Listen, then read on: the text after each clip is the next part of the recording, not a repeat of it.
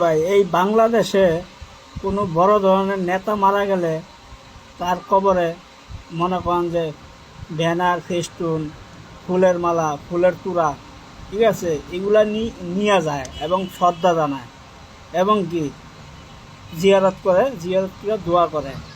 অথচ আতায় দেখেন গা, অনেকের বাপ্পা নাই, ওরা বছরে একবারও কি কবরস্থানে যায় না এবং কি মা বাবার জন্য দোয়া করে না।